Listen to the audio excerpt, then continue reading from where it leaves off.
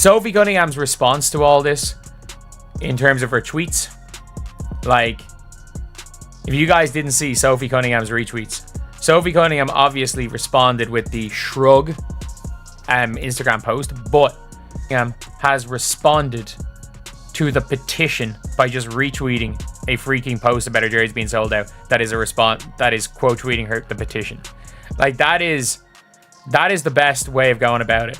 They launched a petition to kick Sophie Cunningham out of the league like she's some kind of supervillain. But instead of backing down, Sophie fired back with a response that was anything but regret. No tearful statement, no backpedaling, just a savage highlight reel, dialed up with extra flair. If anyone expected her to fold, they clearly don't know Sophie. She came armed with proof, confidence, and a mic drop that shook the entire WNBA. This wasn't damage control. This was a masterclass in turning backlash into pure entertainment. Cancel her, please. Sophie just made the whole thing look like a stand-up routine, and the league is still buzzing about it. Lads, I need to talk about this right here. So yesterday's game was obviously funny.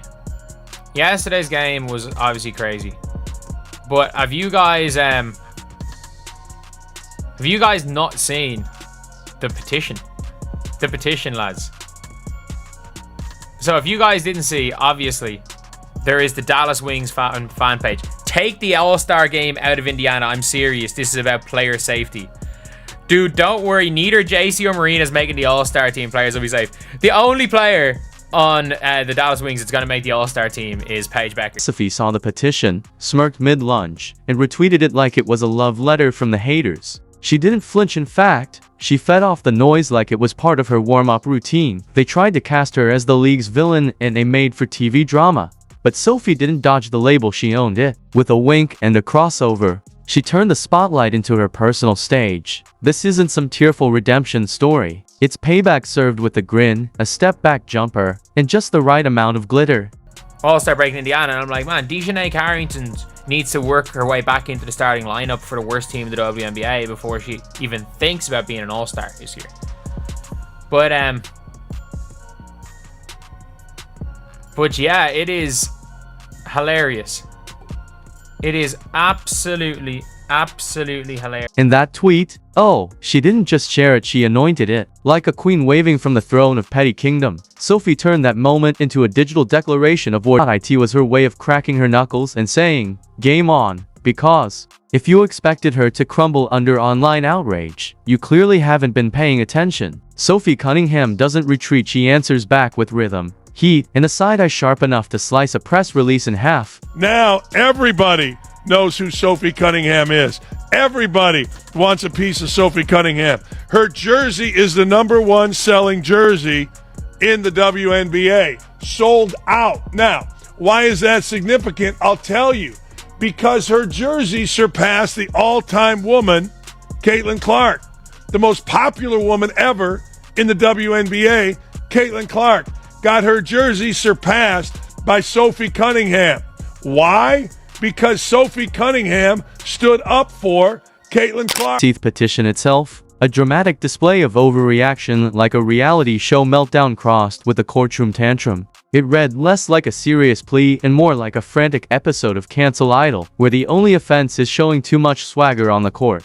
But here's the truth, Sophie isn't dirty, she's reactive. There's a big difference between starting trouble and finishing it. People forget that when she gets physical, it's usually because someone else lit the fuse first. She's not out there throwing wild punches. She's dishing out receipts with precision, purpose, and just enough flair to remind you she's not the one to mess with. See, so I'm not the only one that feels this way.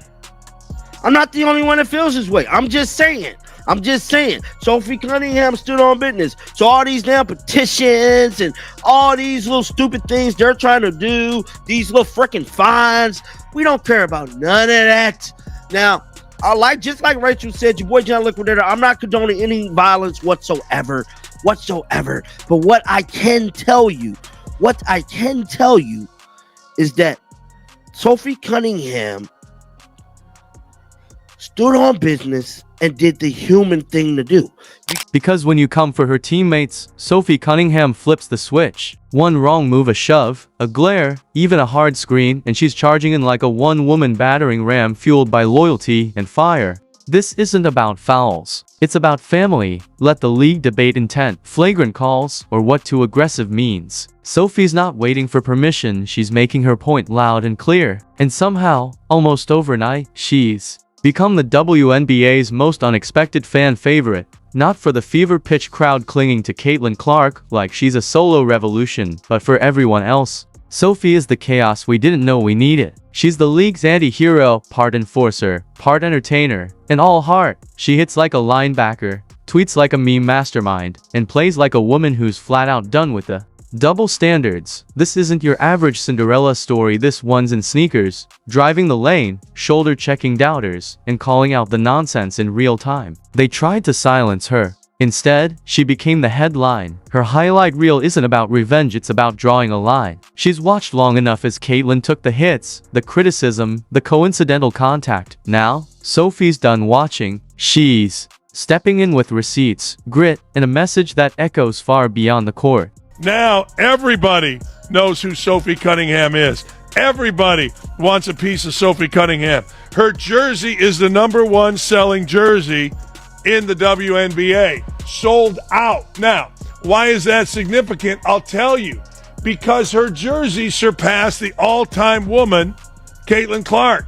The most popular woman ever in the WNBA, Caitlin Clark, got her jersey surpassed by Sophie Cunningham. Why? Because Sophie Cunningham stood up for Caitlin Clark. The double standards weren't subtle, they were practically dripping from the rafters. When Fever players play rough, it's called gritty, tough, just part of the game. But the moment Sophie so much as sets her shoulder or shoots a glare, suddenly it's a national crisis, complete with slow motion clips and trending hashtags. Take JC Sheldon, for example. She didn't just make contact, she came in like she was trying to knock down a wall with her body. That wasn't a basketball move. That was a battering ram in sneakers. And yet, somehow, Sophie's response, not even retaliation, just presence, was treated like a crime scene on the internet. So is this selective outrage? Or just bad theater? Sophie took that hit, blinked once, and answered the only way an enforcer knows how, with force, purpose, and a message: test me if you want, but don't act surprised when I push back. That's not aggression. That's equilibrium. And the truth, Sophie never set out to be the league's rebel icon. She didn't ask for headlines or highlight montages. All she wanted was fairness, a rulebook that doesn't shift depending on which jersey you wear or who's trending on Twitter. But the minute she realized the noise wasn't dying down and the shots kept coming, she made a choice. If they were going to keep swinging, then so was she. Not just on the court. Guess whose jersey sold out today?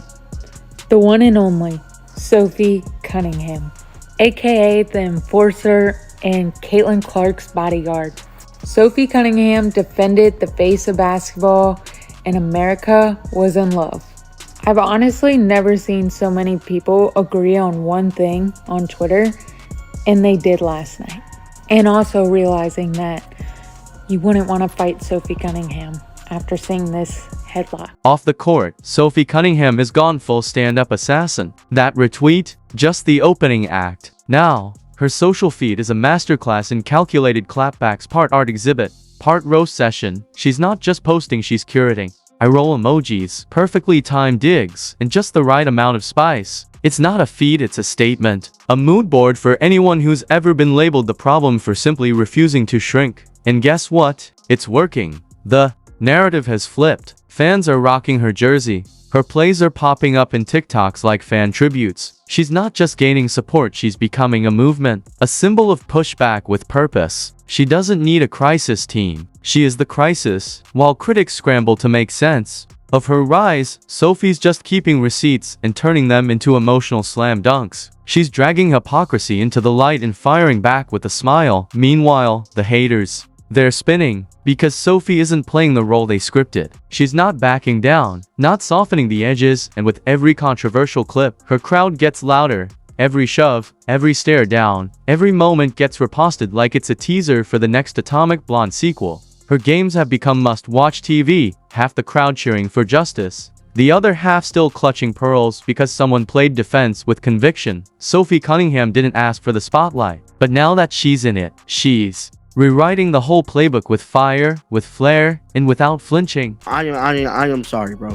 That was honorable what she had done for Caitlyn, bro. What did Rachel Dementa say? What did Rachel say about this?